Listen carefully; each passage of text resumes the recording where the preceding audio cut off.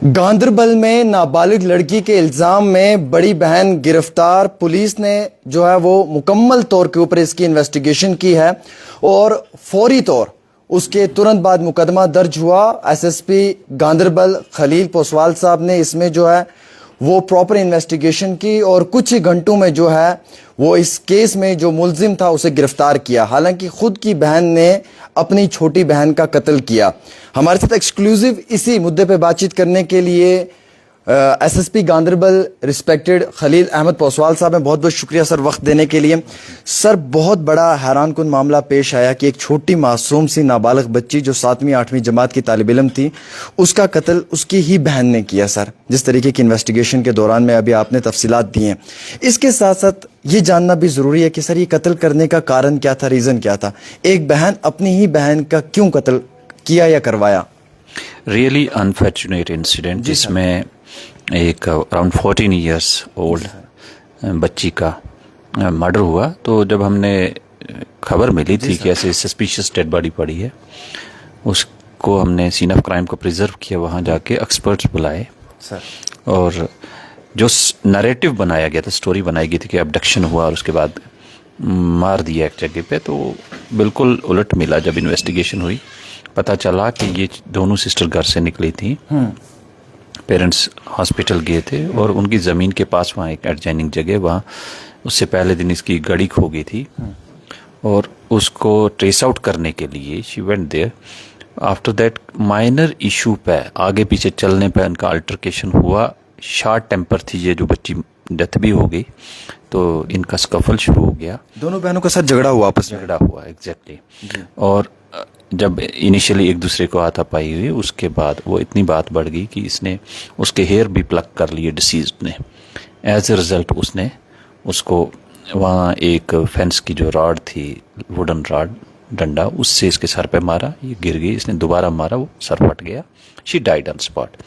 उसमें उसके hair accused के, डिसीज्ड के हाथों में, और उसका ब्लड स्प्लैश हुआ जो उसके कपड़ों पे।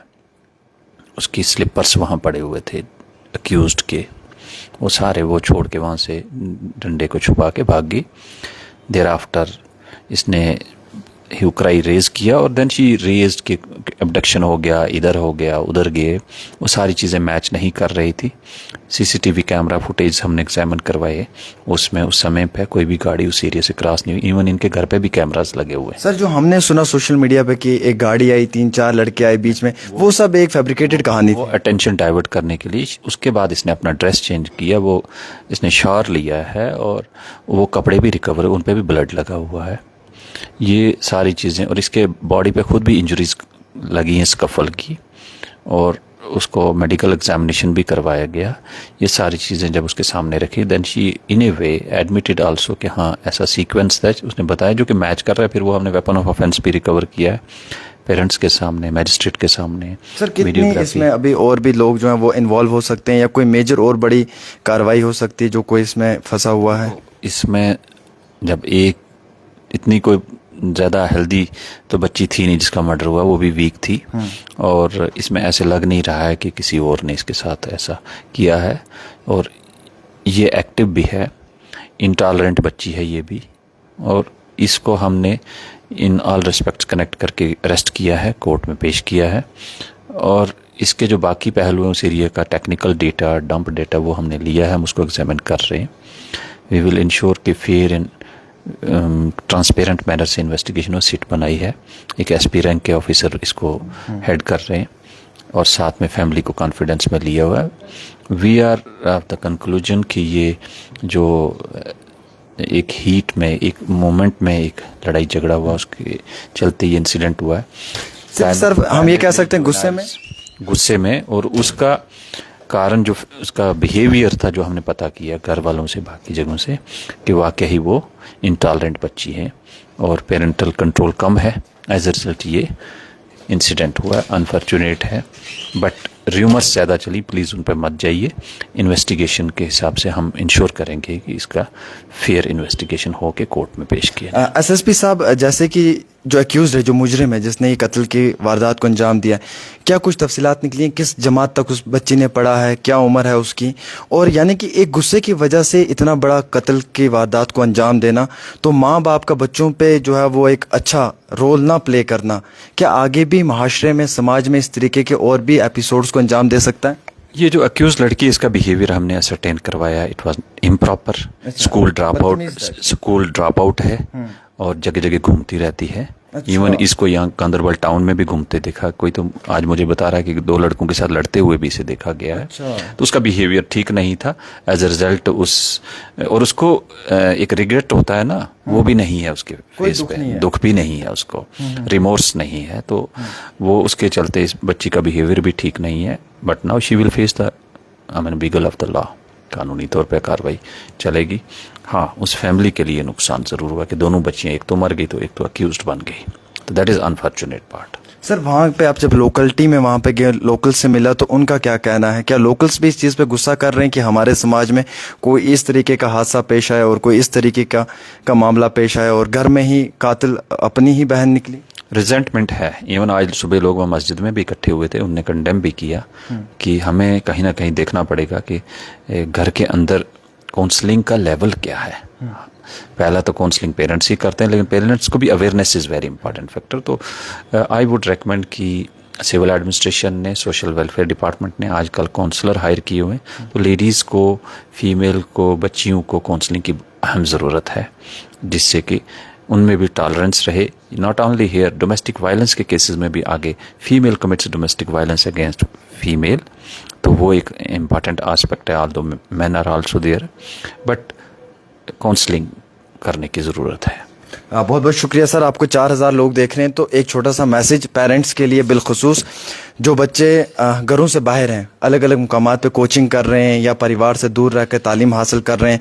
समाज में, माशरे में आज हम देख रहे हैं ड्रग्स भी काफ़ी बढ़ रहा है, उसके खिलाफ भी जम्मू कश्मीर पुलिस बहुत अच्छा काम कर रही है। लेकिन पेरेंट का एक बच्चे के लिए क्या रोल होना चाहिए? कितना एक पेरेंट को अपने बच्चे पर काबू करके रखना चाहिए?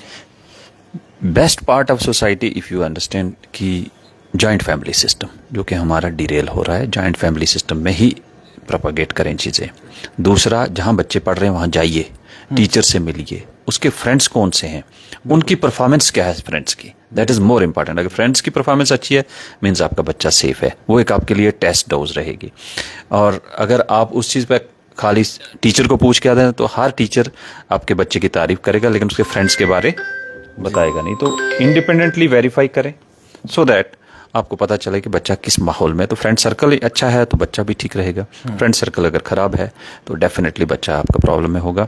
ड्रग से बचने के लिए आप अवेयरनेस, और अगर बच्चा कोई इन्वॉल्व भी है तो उसकी काउंसलिंग, उसका रिहेबिलिटेशन करवाएं।